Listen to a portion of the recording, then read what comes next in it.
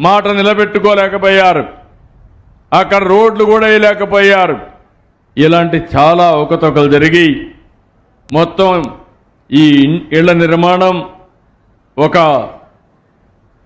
భ్రష్టు పట్టిన వ్యవస్థగా తయారయ్యే పరిస్థితికి వచ్చింది. కొత్తగా ఇండ్లు కడతామన్నారు. మీరందరూ గుర్తుపెట్టుకోవాలి, ఎప్పుడు కూడా నేనున్నప్పుడు ఇంటికి పట్టణ ప్రాంతాల్లో 2 సెంట్లు, గ్రామీణ ప్రాంతాల్లో 3 సెంట్లు పేదవాళ్లకు ఉచితంగా ఇంటి జాగా ఇచ్చాం. వీళ్ళు వచ్చిన తర్వాత పట్టణ ప్రాంతంలో 1 సెంటు, గ్రామీణ ప్రాంతంలో 1.5 సెంటు, అది కూడా ఊర్లో కాదు, ఎక్కడో అడవిలో, ఎక్కడో చెరువులో, ఎక్కడో వాగులో ఇచ్చారు. అదే మరి ఇంకొక పక్క మీరు చూస్తే చాలా భయంకరంగా అవినీతి చేశారు. గవర్నమెంట్ భూమి తీసుకోవడం, దాని మీద లో లెవెల్ అని దాని మీద లెవెల్ చేయడానికి కోట్ల రూపాయలు ఖర్చు పెట్టి మీరు కట్టే పన్నులన్నీ కూడా దోచుకునే పరిస్థితికి వచ్చారు.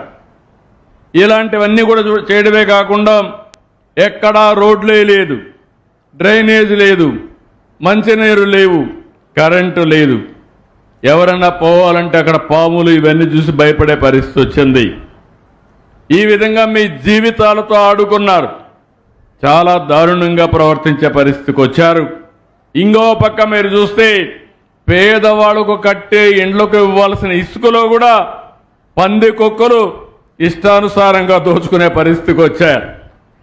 అంటే పేరు మీది వీళ్ళు ఎక్కడెక్కడికో పంపించి అందులో దోచుకుంటే అందులో నుంచి గవర్నమెంట్ వాళ్ళకు డబ్బులు కట్టింది సేంద్రేజ్ కింద. పేరు మీది, ధనం ప్రభుత్వాన్ని, దోచుకున్నది పెత్తందారులు, దోపిడీదారులు అని చెప్పి కూడా నేను మీకు తెలియజేస్తున్నా. అన్నీ కూడా ప్రక్షాళన చేశాను. నేను ఒకటే హామీ ఇస్తున్నా, ఇది పేదవాళ్ళ ప్రభుత్వం. మీకు న్యాయం చేయడం కోసం అనునిత్యం పనిచేస్తామని మరొకసారి మీ అందరికీ హామీ ఇస్తున్నా.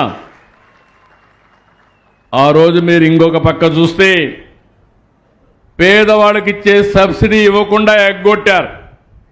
ఇప్పుడు నేను వస్తానే మళ్ళీ కేంద్రం ఇచ్చే డబ్బులే కాకుండా రాష్ట్రం కూడా కేంద్రం మీరు చూస్తే పట్టణ ప్రాంతాల్లో 2,50,000 ఇస్తారు.